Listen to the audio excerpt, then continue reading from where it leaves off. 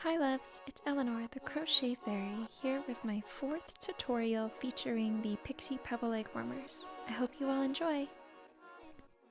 For materials, you are going to need a measuring tape, scissors, darning needle, stitch markers are optional, an 8mm hook, and some weight 6 yarn. I use Karen Chunky Cakes in the color Ballet Sorbet, and normally I only use one of these to make both of my leg warmers, but today I'm going to be making extra tall leg warmers, so I ended up buying 2. Start your project by making a slip knot. Next, we are going to chain a multiple of 4, so a number divisible by 4, to loosely fit around our calf circumference. Emphasis on loose. It should not stretch in order to fit around the largest part of your calf.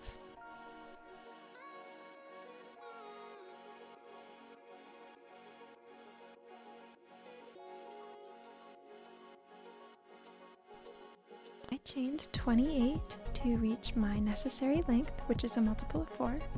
So once you have double checked that you have the proper amount that you need for your calf circumference, we're going to go ahead and slip stitch into the very first chain that we made to create a circle. And to slip stitch, go ahead and insert your hook through that first chain that you made.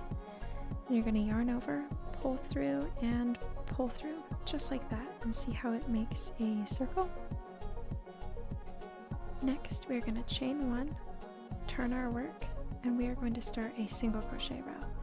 Now we are going to skip the slip stitch that we just made and go into the next chain. And to make a single crochet stitch, all you have to do is insert your hook into the specified chain, yarn over, pull through. You're going to have 2 loops on your hook, yarn over, pull through both of those loops. And we're going to do another single crochet into the next chain. So insert your hook, yarn over, pull through. You have 2 loops. Then you're going to yarn over and pull through both of those loops. And you are going to continue this all the way around until you reach where you started that very first single crochet that you made.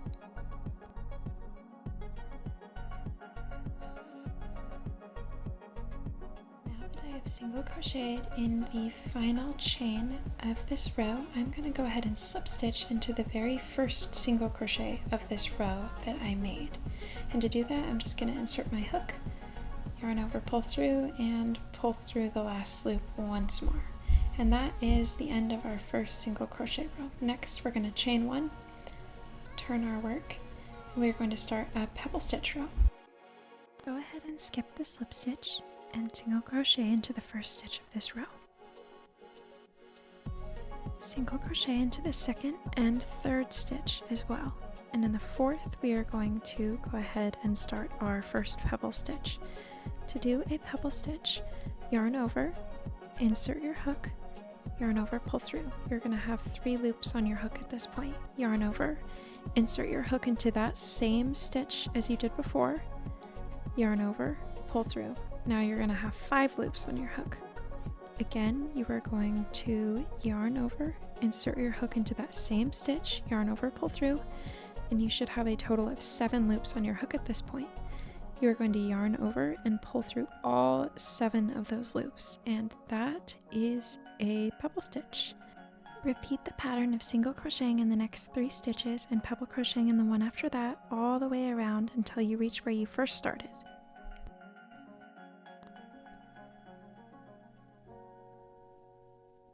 The final stitch of this row should end with a pebble stitch. And once you've completed that, slip stitch into the first single crochet that you made from this row. Then you're going to chain 1, turn your work, and do another single crochet row. So just single crochet in every single stitch all the way across until you reach where you first started.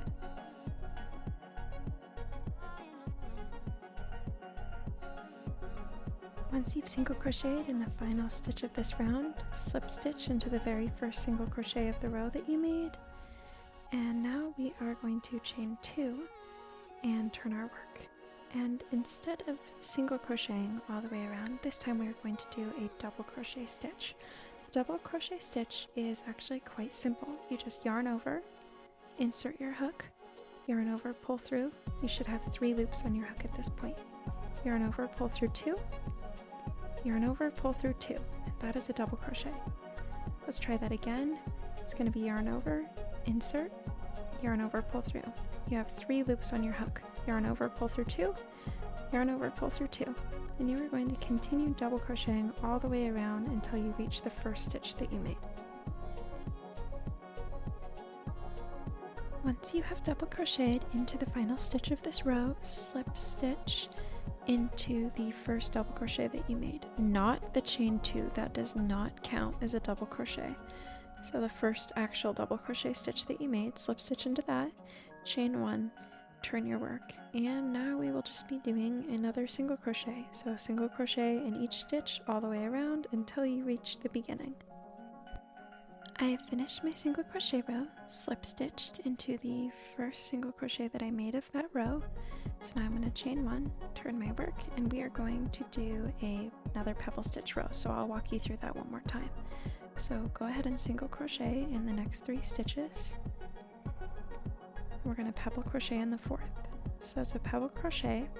We're going to yarn over, insert your hook, yarn over, pull through, 3 loops on your hook, yarn over, insert, yarn over, pull through. You should have 5 loops on your hook at this point. Yarn over, insert, yarn over, pull through, 7 loops on your hook, yarn over, pull through all 7, and that is a pebble stitch. And you're just going to continue with the 3 single crochet and then the pebble stitch all the way around. And of course we are going to end the final stitch of that row in a pebble stitch, slip stitch in the very first stitch that we made, chain 1, turn our work. And from here on out, the entire pattern is just going to be a repetition of these 3 rows. So it starts with a single crochet, pebble stitch, single crochet, double crochet row, single, pebble.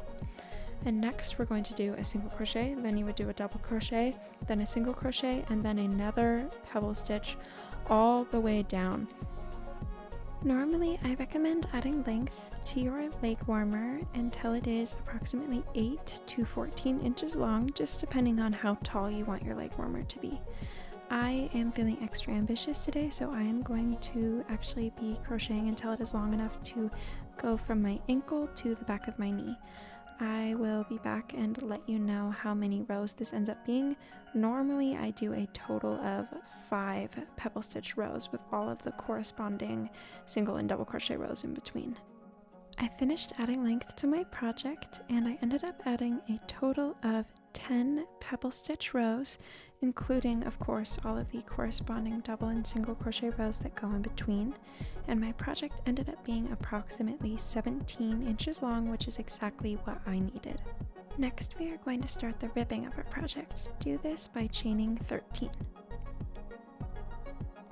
Next, go ahead and single crochet in the second chain from hook and all the way back down the chains that you made, and you should have a total of 12 single crochet once you reach the bottom.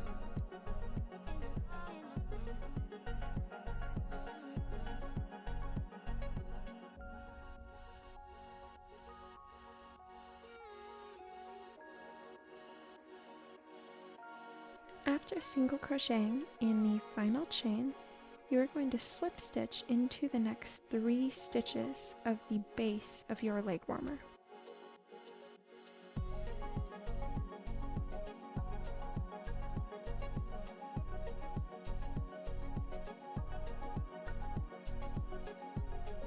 After completing your 3 slip stitches across the base, turn your work, do not chain 1, and we are going to work our way back up the ribbing. So we're going to skip those 3 slip stitches that we just did across the border, and we are going to go into the first stitch of the ribbing. And to do that, we are going to do a back loop only single crochet. So rather than going through both loops of the stitch like we normally would, instead, this time we are going to go through the back loop only, and that's why it's called a back loop only single crochet. Other than that, the single crochet stitch is pretty much the same. So into the back loop, you're gonna insert your hook, yarn over, you have 2 loops, yarn over, pull through both of those loops, and you're going to do this all the way up until you reach the top of your ribbing. Once you have single crocheted into the back loop of your final stitch, go ahead and chain 1, turn your work, and we will be working back down the ribbing. So you're going to back loop only single crochet all the way back down, and you should have a total of 12 back loop only single crochet stitches by the time you reach the bottom.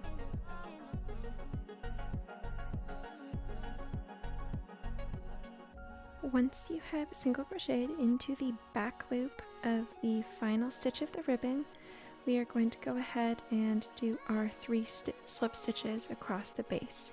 So we are not going to work into the one that our previous row came out of right there.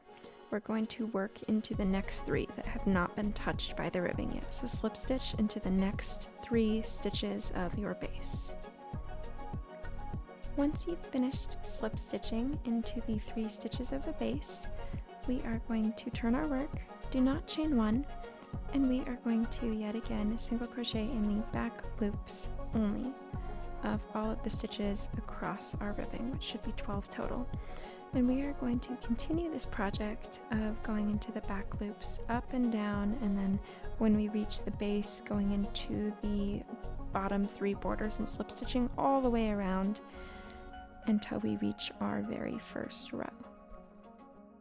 I finished crocheting in the back loops only all the way around my border until I reached my very first row.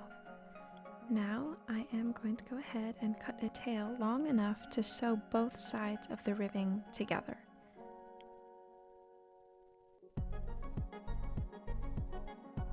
Once I've cut my piece, I'm going to fasten the yarn, grab a darning needle, and from here it's a simple matter of sewing the piece together on both sides. And I personally like to do this by sewing into the back loop of the row that I had just finished into the corresponding starting chain from my very first row of ribbing that I had started. And I'm going to do that all the way down until I reach the bottom once the ribbing is all connected. Once you have finished sewing both sides of the ribbing together, go ahead and make a knot, making sure it's fastened and secured, and then weave in any ends that you might have all around the project. I repeated all previous steps of this video to create an identical piece, so I have a finished set of Pixie Pebble Leg Warmers. I am super happy with how the extra tall finished piece came out. I hope you enjoyed making yours just as much. However, if you'd prefer the pattern in a written form, you can find one in the link in the description below.